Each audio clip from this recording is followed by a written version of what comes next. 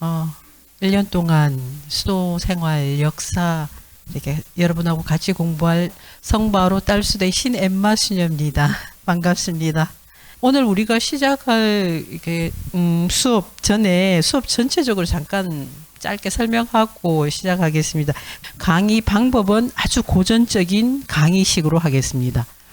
여러분들이 좀 이렇게 힘들어 하실지 모르지만 시간은 그렇게 많지 않게 이렇게 한정돼 있고 해야 할 일은 2000년의 시간을 훑어야 되기 때문에 우리가 그렇게 뭐 그리고 제가 또 그 역량이 안 돼가지고요. 뭐 토론식, 발표식, 뭐 여러 가지 방법들을 정말 창의적으로 열정적으로 하고 싶으시겠지만 일단 1학기 동안은 그냥 강의식으로 해보겠습니다.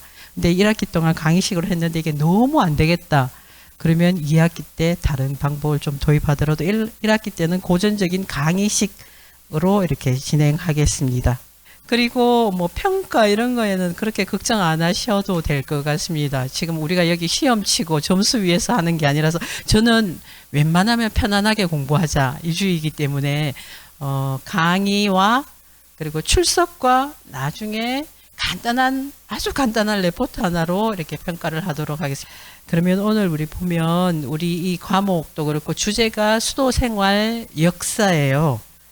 그리고 우리가 아마 강의 계획서를 받으셨는지 모르겠는데 거기 보면 목표가 이렇게 나와 있습니다. 두 가지를 제가 썼는데 우리 수도생활의 이 시간을 통해서 수도생활의 기원 그리고 어떻게 발전해 왔는지 그 전체적인 흐름을 이해한다. 이게 가장 첫 번째 목적이고요. 그리고 두 번째는 그 흐름을 전체적인 맥락과 그 흐름을 이해한 것 그것을 통해 가지고 우리가 나의 올바른 신원과 우리 수도의 올바른 신원을 이렇게 다시 한번 바라보고 그리고 우리의 새로운 미래를 올바르게 전망하는 이게 우리 이 수업의 큰 목표입니다. 그러니까 다른 어떤 세세한 어떤 사건들이 그렇게 중요하지는 않은 것 같습니다. 보면 인간은 시간을 돌이켜 볼 수 있는 그러니까 지난 시간을 돌이켜 볼 수 있는 능력을 가진 유일한 존재예요. 그래서 우리가 역사를 공부하는 이유, 역사라는 것은 바로 시간의 흐름 속에서 인간이 인간을 어떻게 바라보는지 그거를 성찰하는 과정이 바로 역사라고 생각을 하거든요. 그렇게 되면 어떤 사건이 가져온 결과 이것보다는 그 사건의 원인과 그 과정이 굉장히 더 중요하다는 걸 우리가 알 수 있는데 그렇게 우리가 이런 생각들을 한다면 이 수업에서도 역사에 어떤 일이 일어났고 그게 뭐고 어떤 결과나 그 하나하나의 단편적인 조각조각의 지식보다는 전체적인 흐름, 맥락 그런 것들이 훨씬 더 우리를 살아있게 하고 그리고 우리를 그 과거를 돌아보는 이 시간을 유용하게 만드는 게 아닌가 이 생각을 합니다. 그렇게 할 때 우리가 과거를 이렇게 시간을 그리고 수고를 들여서 하는 이 과거에 대한 공부가 전체적인 흐름과 그 과정을 보는 공부가 될 때 과거는 흘러간 죽은 시간 하나의 단편적인 조각조각이 아니고 지금 현재를 살아가고 있는 나와 연결된 어떤 시간들이고 결국은 이 현재가 앞으로 일어날 미래와 연결된 그러면 과거와 현재와 미래가 하나의 흐름 속에 있는 거구나.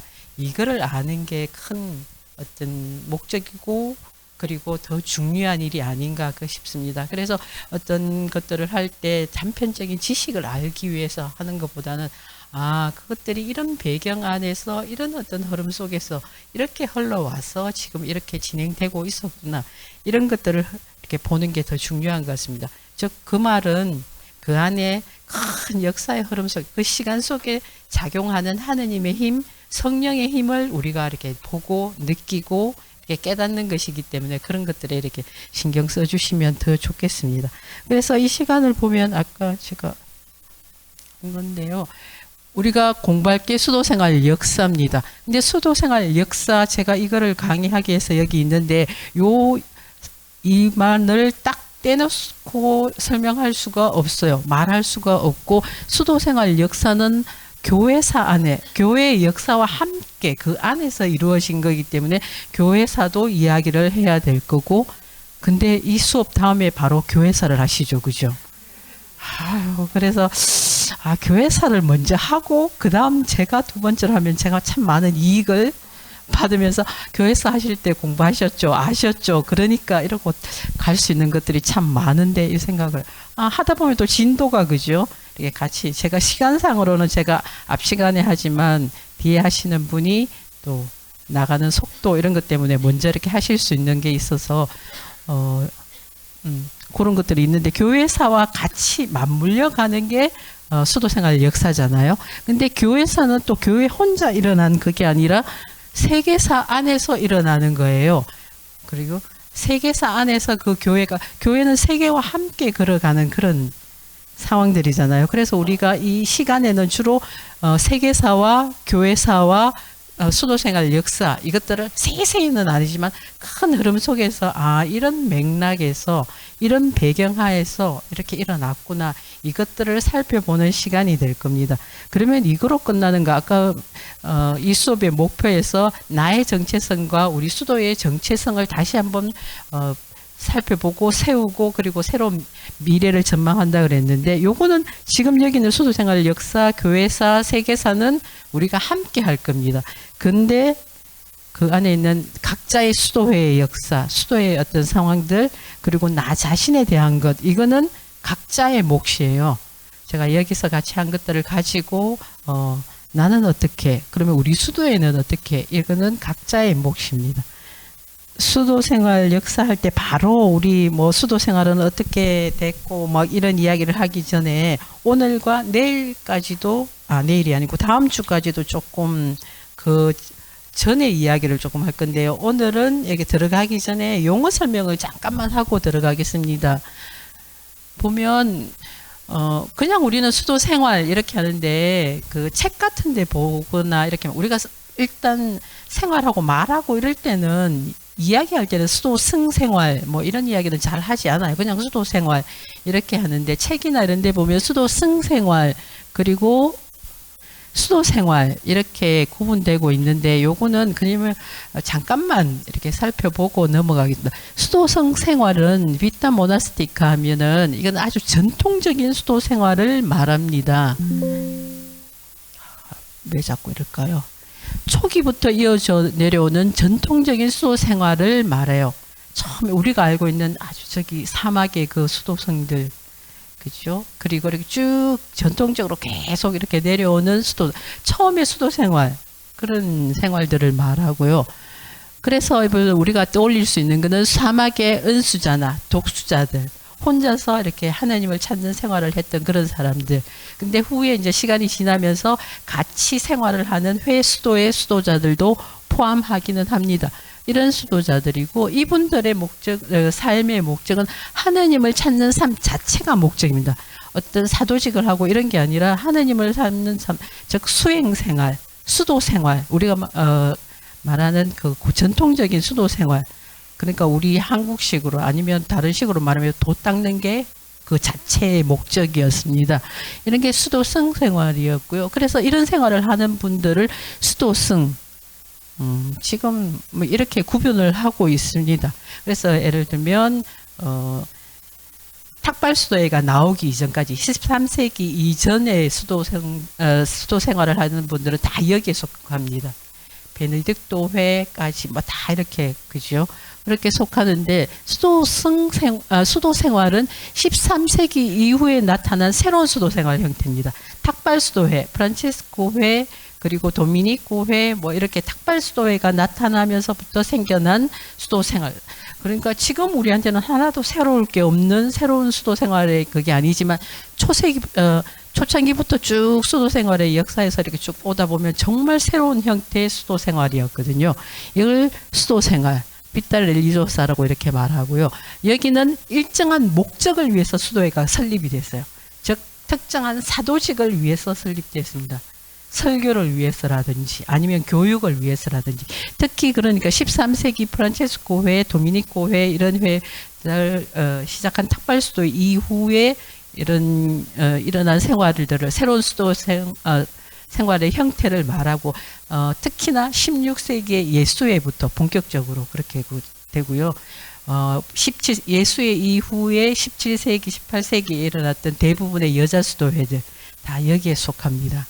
특정한 사도직을 위해서 일어납니다. 그러니까 보면 이런 생활을 하는 분을 이제 수도자라고 하는데 지금은 다 통틀어서 이렇게 말을 합니다. 그죠? 수도자면 수도성, 옛날 초세기에 그렇게 했던 수도성들 다 베네딕토회 아니면 그 이전에 뭐 그런 어떤 수도회들 다 수도자라고 이렇게 크게 포괄적으로 하는데 상세하게 들어가면 그 안에 이렇게 수도승 이렇게 구분할 수가 있다는 건데요. 수도승이라는 말은 솔직히 모나쿠스라는 거를 번역한 말이 수도승입니다. 근데 올바른 이렇게 완전한 번역은 아니에요. 근데 이제 번역을 하면서 이렇게 모나쿠스라는 그 하나님을 찾는 수행 생활을 전념하는 거기에 목적인 분들을 우리말로 이렇게 번역을 할 때 적당한 말을 찾을 수가 없어서 가장 적당하고 그래도 이렇게 비슷한 게 불교에서 이렇게 빌려온 불교 성녀들, 스님들 이렇게 수행 생활을 하는 그 이미지하고 겹치는데 그래서 온전한 우리 수도승들을 말할 수는 없지만 그래도 이렇게 조금 비슷한 그런 어떤 거라서 번역을 이렇게 합니다. 그래서 책 같은 거 보실 때 수도승, 수도승 생활 이렇게 나오면 이건 또 뭐고 수도자는 뭐고 이런 게 있는데 13세기 그때 기준으로 이렇게 나누어졌다는 거 생각합니다. 그러니까 옛날에는 13세기까지 이렇게 13세기, 14세기 이렇게 쭉 있을 때까지는 수도 생활, 수도자 이러면 당연히 하느님을 찾는 삶. 그러니까 지금처럼 우리가 관상가 활동 뭐 이런 구분이 없었어요. 수도자의 일, 수도자의 활동 이러면 당연히 하느님을 찾는 일, 수행하는 일, 금욕 생활, 수행 생활 이걸 수도자의 활동이라고 말했습니다. 지금 우리가 구분하듯이 관상 생활, 뭐 활동 이런 게 구분이 없었어요. 수도자의 활동은 당연히 수행 생활, 금욕 생활 이런 거였는데 나중에 이게 시간이 쭉 흐르면서 토마스 아퀴나스 때 와서 이게 갈라집니다. 토마스 아퀴나스가 관상과 활동을 구분하기 시작했고 그때부터 이렇게 쭉 내려오면서 이제 완전히 관상 생활, 활동 생활하면 활동 생활은 활동, 수도자들의 활동 이러면 옛날에 고전적으로 가지고 있던 원래 가지고 있던 수행, 금욕 이런 것보다는 사도직, 일 이런 것들로 이렇게 관념이 바뀌어서 우리가 지금은 활동 수도회 아니면 수도자의 활동 이러면 제일 먼저 떠올리는 게 사도직을 이렇게 떠올리는데요. 그 전에는 그렇지 않았다는 거예요. 그래서 요거만 잠깐 보고 넘어가도록 하겠습니다. 그러면 오늘은 수도생활 전사에 대해서 보겠습니다. 전사는 앞전자니까 역사 이전의 일들을 보겠다는 거잖아요. 보는데 역사는 뭐 자료, 문헌 이런 것들과 함께 시작하는 겁니다. 그러니까 수도생활 전사라고 말하면 그 수도생활에 대한 문헌이나 이런 것들 이전의 역사, 즉 다른 곳에서 발견할 수 있는 문헌이나 이런 걸 통해서 우리가 알고 있는 어떤 상황들을 한번 살펴보겠다는 건데요. 그래서 우리가 오늘은 그리스도교 수도 생활의 기원은 어떻게 되는지 그 문제에 대해서 한번 살펴보겠습니다. 사람들이 그리스도교 수도 생활은 어디서부터 출발했는가, 어디서 생겨났는가, 그것을 이렇게 생각하기 시작했는데, 많은 16세기 종교개혁 이후에 많은 사람들이 수도 생활에 대한 비판을 하기 시작했습니다. 그 전에 이제 쭉 뒤에 가면 배우겠지만 오늘은 그냥 요거만 하겠습니다. 16세기에 그때 종교개혁이 일어나면서 그죠? 기존에 있던 수도 생활 그리고 기존에 있던 교회에 대한 어떤 반발 이렇게 해서 새롭게 뭔가를 일으키는 그런 사건이 일어나면서 기존에 있던 수도 생활에 대한 비판 이런 것들이 굉장히 거세게 일어났고 공격들이 굉장히 심하게 일어나게 됩니다. 그때 종교개혁자들은 수도 생활에 대한 비판이 굉장히 심했어요. 엄청났습니다. 그래서 이들이 주장하는 것은 복음의 자유를 주장하면서 수도 생활이 잘못된 것이다. 죄다. 여기까지 이렇게 가게 됩니다. 이런 수도 서원에 대한 논박들 있잖아요. 수도자들의 생활들에 대해서 부정하는 일들이 일어나는데 이 사람들의 근거는 로마서 14장 23절에 들면서 이렇게 합니다. 로마서 14장 23절은 바오로 사도가 이렇게 우상에게 바쳐진 고기에 대한 그거를 먹는 게 어떻게 되는지 이런 이야기를 하면서 나온 건데 믿음에서 우러나오지 않는 행위는 다 죄입니다. 이렇게 했습니다. 즉 그 앞에 이제 24장을 온전히 이렇게 읽어보면 의심을 하면서 먹는 사람은 이미 단죄를 받았습니다. 그것은 믿음에서 우러나온 행위가 아니기 때문입니다. 믿음에서 우러나오지 않은 행위는 다 죄입니다. 이렇게 말한 것을 인용하면서 정말 수도 서원이나 독신의 의무 같은 거는 믿음에서 나온 행위가 아니다. 그러니까 죄다. 이렇게 공격하기 시작했습니다. 루터도 여기에 큰 몫을 합니다. 루터가 수도 서원에 대한 판단이라는 책에서 그렇게 말합니다. 수도 서원은 성서의 근거가 없는 것이다. 그러니까 이제 오로지 성서에 근거해야 하는 것이 오로지 이렇게 맞는 일인데 수도서원이라는 것은 성서에 근거가 없고 오히려 성서에 반대되는 것이다. 그래서 수도서원은 하느님 뜻과 반대되는 것이므로 죄다. 이렇게 나옵니다. 루터는 수사였습니다. 근데 이제 이렇게 나가고 나서 이런 어떤 수도서원에 대한 반박을 하는데, 그리고 정말 이렇게 수도서원은 하나님의 뜻에 어긋나는 우리 신앙에 반대되는 것이고, 그래서 복음의 자유, 아까 말한 복음의 자유에 반대되는 것이고, 그래서 결국 수도서원은 수도생활은 죄다. 이렇게까지 공격을 하게 됩니다. 그래서 그때 16세기 이후부터 수도생활에 대한 공격이 굉장히 심했는데, 그렇게 시간이 쭉 흐르다가 19세기에 대해서 수도 생활에 대한 어떤 문제에 대한 연구들 이런 것들이 활발하게 일어나는데, 그렇지만 이 부정적인 생각은 그대로 유지된 채 이렇게 내려오기 시간이 가게 됩니다. 그러면서 이제 수도 생활 이제 학문이 이렇게 발전하면서 비교 종교학이라는 연구가 늘어나게 됩니다. 비교 종교학은 꼭 그리스도교의 어떤 것들만 연구하는 게 아니고 타 종교들과 함께 비교하면서 이렇게 연구하는 그런 것이잖아요. 그래서 그런 연구들이 다른 종교는 어떤 건지, 다른 종교의 여러 종교들을 연구하는 들이 활발해지면서 어떤 주장들이 나오기 시작했냐면, 다른 종교, 그리스도교보다 더 훨씬 오래된 종교들을 연구하고 하다 보니까 거기에도 수도 생활이 있었거든요. 사람들이 그전에는 그리스도교에만, 아니면 수도 생활이라는 거는 그리스도교의 독창적인 제도라고 생각했는데, 막 보니까 다른 곳에서도 그리스도교보다 몇백 년, 몇 세기 이렇게 앞선 그런 곳에서 수도 생활 비슷한 것이 있었단 말이에요. 이걸 보고 사람들이 그리스도교 수도 생활의 기원은 다른 종교에서 온 거구나. 그러니까 왜 우리가 수입하듯이 있잖아요. 좋은 거 수입하듯이 그리스도교 수도 생활에는 원래는 그리스도교에서는 그런 것이 없었는데 다른 종교에서 차용해와서 빌려서 한 거구나. 그랬으니까 기원이 다른 종교구나. 이렇게 이제 사람들이 알기 시작하고 그것들을 굉장히 기정사실처럼 많은 주장들이 일어나게 됩니다. 그래서 그러면 그 중에 어떤 것들이 있는지, 정말 그러한지 그거를 오늘 보겠습니다. 그래서 오늘은 다른 종교에서는 어떤 식의 수도 생활, 그러니까 학자들이나 공부하는 사람들이 어떤 것들로 이렇게 그리스도교 수도 생활의 기원을 두고 있다고 생각하는 건지 그것들만 몇 개 보겠습니다.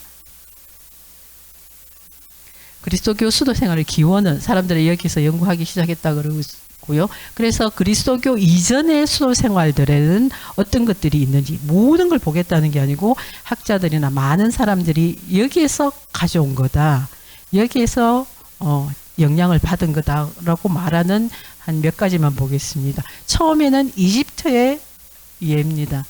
이집트의 멤피스 세라피스 신전에 은자들, 숨어서 이렇게 있는 사람들이 있었다는 그런 파피루스가 발견이 됐어요. 기원전 2세기 훨씬 이전에부터 그런 생활을 했다는 것들이 있는데, 파피루스에 멤피스에 있는 세라피스 신전에 그런 사람들의 무리가 있었다는 파피루스가 발견됩니다. 그래서 우리가 보면 멤피스는 여기 보면 여기에요. 여기가 지금 이집트잖아요. 저기 알렉산드리아가 저 중요 도시고, 멤피스가 저기 나일강 하류 쪽에 있는 쪽인데, 여기에 세라피스 신전이 있었고, 세라피스 신전에 그런 무리들이, 그러니까 다른 사람들과 떨어져서 이렇게 우리로 치면 약간 수도원에 있는 어떤 무리처럼 그런 무리들이 있었다는 기록을 보고, 아, 이거구나 이렇게 생각을 했는데, 세라피스 신은 어떤 신인가 하면 이분입니다요. 세라피스인데, 이게 그리스 신과 이집트 신이 혼합된 그런 신이에요. 신인데 여기 보면 뭔가를 이고 있죠. 이게 우리로 치면 쌀을 곡물을 대는 대밥 비슷한 건데 그거를 이렇게 있는데, 저거는 풍요를 상징하기도 하고, 그리스에서는 저승, 죽음의 세계를 상징하는 건데, 이 신인데 전체적으로 보면 이렇게 돼요. 이거를 들고 있고 호를 들고 있고, 그리고 여기 보면 그리스 신화에 나오는 저 세상의 신 하데스하고 비슷하게 생겼어요. 이 신을 모시는 신전이 있었는데 거기에 그런 무리들이 있었다는 거예요. 그래서 보면 그 사람들을, 여기에 있던 신전의 은자들을 카타코스라고 말했습니다. 카타코스인데 이제 이렇게 복수들이니까 카타코이, 이렇게 카타코스라는 존재들이 있었는데, 그래서 이 사람들은 정말 우리가 보면 약간 수도자들처럼 그렇게 생활을 했습니다. 같이 모여서 금욕 생활을 했고요. 그래서 서원에서 있었으니까 신을 모시면서 같이 무리 지어서 금욕 생활을 하면서 생활했던 그런 무리들이 있었는데, 그래서 사람들이 아까 말했듯이 멤피스가 여기잖아요. 근데 나중에 보겠지만 안토니오, 우리가 수도자들의 아버지라고 말하는 안토니오가 수도 생활을 했던 것이 이 지역입니다. 그리고 공주 생활을 처음 시작한 빠꼬미오가 생활했던 곳이 이 지역입니다. 그래서 사람들이 분명히 안토니오도 멤피스에 있는 이 무리들을 알았을 거고, 빠꼬미오도 이 근처에 있었던 그 신전에서 그런 무리들이 어떻게 생활하는지 알았을 것이다. 그래서 그 사람들이 그 안토니오든지 그 빠꼬미오든지, 즉 그리스도교 수도자들이 거기에서 그런 생활이 있다는 걸 알고 그런 생활을 시작했을 것이다. 이렇게 추측을 합니다. 즉 여기에서 뿌리를 가져와서 시작한 것이 그리스도교 수도 생활의 기원이다. 이렇게 주장한다는 건데, 근데 다른 학자들의 어떤 것들을 보면 여기서 말했던 카타코이드, 즉 세라피스 신전에 있던 그 은자들이 정확하게 누구인지 밝혀진 게 없어요. 그 사람들이 무엇을 하던 사람인지, 그런 무리가 있기는, 그런 신전에 이렇게 봉쇄 구역에서 봉쇄된 어떤 생활을 하는 무리가 있었다는 것은 기록은 있지만, 이 사람들이 정확하게 어떤 사람이었다는 기록은 없습니다. 아무 증거도 없어요. 그래서 그 사람들은 그게 격리되어 소용됐던 죄수일 것이다. 아니면 노예들일 것이다. 아니면 뭐 여러 가지 신전에서 따로 생활을 하는 어떤 무리였을 것이다. 굉장히 다양한 설들이 있습니다. 그래서 아무것도 밝혀진 게 없어요. 그래서 이 설은 굉장히 이렇게 단단하지 않은, 약간 살짝 허황된 그런 어떤 가설 위에 서 있는 이론이라서 이거를 우리가 받아들일 수는 없는 그런 상황입니다. 그래서 초기 그리스도교 수도 생활이 여기하고 연결이 되어 있다는 것을 단정적으로 말하기는 어려운 그런 상황들입니다. 그 다음에 우리가 사람들이 많이 말하는 것은 고대 그리스 로마의 동정 여사제들입니다. 무녀들이라고 말하기도 하고, 그죠? 신녀들이라고도 말하는데, 그리스의 문화에도 있었고 로마 문화에도 있었는데요. 그리스에는 우리가 잘 아는, 그리스 이제 도자기에 나와 있는 델포이 신전에 있는 무녀, 지금 한 사람이 신탁을 받으러 와서 지금 삼각 의자에 앉아 있는 무녀한테 신의 어떤 말을, 계시를 이렇게 받는 이런 건데, 이런 존재들이 있었다는 거예요. 그래서 뭐 여러 사람들이 가서 이 무녀들에게 신의 계시를 이제 말씀을 받고 뭐 이런데, 이런 존재들이 있었고, 더 특히 직접적으로는 로마의 여사제들, 그 로마의 여사제라고 말하기도 하고 무녀들이라고 말하는데 그 사람들은 누구를 모셨냐 하면 여기 나오는 게 베스타 여신입니다. 로마의 여러 신들이, 로마는 다신교잖아요. 최고의 신 제우스가 있지만 그 밑에 있는 신 중에 베스타 여신인데 이 여신은 가정의 여신입니다. 가정의 여신이고 우리로 치면 아궁이의 여신이에요. 거기 옛날 고대에는 불들 이런 것들이 굉장히 개인적으로나 공공적으로 이렇게 공적으로나 불이 굉장히 중요한, 쉽게 우리 요즘 뭐 버튼만 누르면 불이 나오는 그런 시대가 아니었기 때문에 그 불을 지키고 간수하고 이렇게 사용하는 게 굉장히 중요한 일이었습니다. 그래서 당연히 이 신, 그 화로의 여신 아니면 가정의 여신, 이 여신이 굉장히 숭배를 받았는데 이 여신을 모시는 사제들, 즉 뭐 사제라고 표현하기도 하고 무녀들이라고 표현하는데 그런 존재들이 있었다는 거예요. 보면 베스타 신전이 이게 보통 전형적인 베스타 신전의 모습입니다. 베스타 신전은 보통 원형으로 이루어져 있어요. 이게 화덕을 표현하기도 하고 그리고 로마 고대의 그 전형적인 오두막 모양이에요. 그래서 로마에 가면 이렇게 이런 신전들이 많은데 저 위에 꼭대기에는 여기에 늘 불을 보관하는 거예요. 그래서 로마의 2대 왕이었던 루마 왕, 그 왕 때부터 여기에서 로마의 불을 보관하고 그를 지키도록 하는, 그리고 어떤 전설들이 이 불이 꺼지면 이제 로마의 운명도 같이 끝난다는 그런 전설들이 있었기 때문에 굉장히 중요하게 여기고 그 불을 관리하고 돌보고 어떤 제전이 일어날 때 어떤 축제나 이런 거 할 때 그 불을 가지고 와서 축제를 벌이는 역할을 했던 신녀들이 있었습니다. 그래서 여기는 늘 불을 피우고 이 안에 이렇게 불을 보관하고 있었고 이 지붕이 동그란 데는 이렇게 구멍이 뚫려 있어요.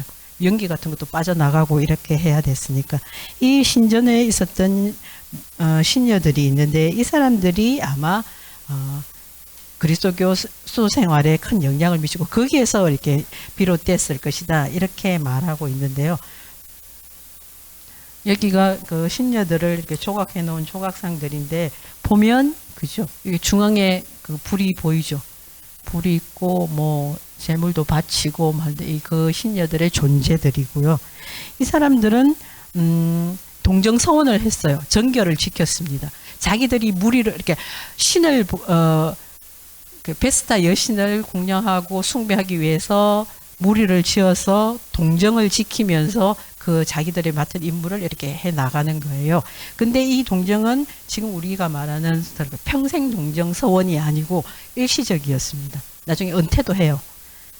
그렇게 이제 불 관리도 하고요. 처음에는 이 일이 굉장히 중요했기 때문에 공주들이 이 일을 맡았습니다. 이 신녀들은 공주들이 됐어요. 그랬는데 이제 나중에 시간이 지나면서 이제 귀족 자녀들, 귀족의 딸들이 이런 작업을 했는데 여기는 굉장히 엄한 규율들이 있었습니다. 아까 말했듯이 불을 관리하는 게 로마의 운명과 연결되어 있기 때문에 불 관리를 잘못해서 불을 꺼트린다든지 이러면 사형에 처해졌습니다. 그리고 동정서원을 했기 때문에 순결을 잃었다. 그러면 그것도 사형이에요. 만약에 어떤 여기 이제 무녀 중에 순결을 잃었다. 그러면 그 상대 남자와 그 무녀도 같이 처벌을 받는데 상대 남자는 때려 죽였습니다. 그리고 이 무녀는 잡아와서 그 무녀들이 있는 신전이 아니고 그 거주지 밑에 작은 지하에 작은 방이 있는데 그 방에 이 지하에 가두고 약간의 물과 빵 이런 것들만 주고 거기를 봉해버려요. 그러면 이제 그 무녀는 거기서 생매장 당하는 거예요. 그게 바로 이제 그 무녀의 무덤이 되는데 그만큼 이렇게 강제적인, 그러니까 보통 우리가 생각하는 수도 생활에 자발적으로 스스로 이렇게 하는 그런 게 아니라 강제적인 어떤 소원이었습니다. 근데 굉장히 엄격한 어떤 그런 규율들도 있었고. 그래서 이 사람들이 그런 굉장한 어떤 역할들을 하고, 그리고 베스타 신전에서 한 거는 불 관리, 국가적으로 중요한 불관리만 하는 게 아니라 신전이 로마에만 있었던 게 아니고 이렇게 베스다 신전은 베스다 여신이 굉장히 중요했고 그리고 그 신전의 역할이 중요했기 때문에 여러 곳에도 있었습니다. 여러 곳에 있었는데 또 그런 역할도 했었어요. 로마 원로원이나 아니면 이런 데서 있는 거기 서류들 중요 서류들이나 아니면 귀족들의 공식 유언장을 보관하기도 했고요. 그래서 유언장을 딱 보관했다가 거기에서 이제 이 사람이 죽으면 그 유언장을 공개하는 건데 나중에 거기 그 이야기를 할 수 있을지 모르겠어요. 세계사 할 때 할지도 몰라요. 교회사 할 때 거기 누구지? 옥타비아누스하고 안토니우스하고 전쟁 뭐 일으키는 그런 거 나오잖아요.